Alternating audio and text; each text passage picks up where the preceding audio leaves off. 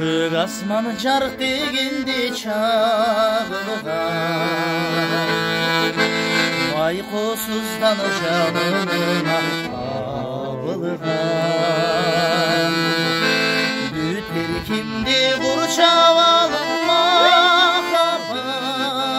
жалғыз сенен елесінде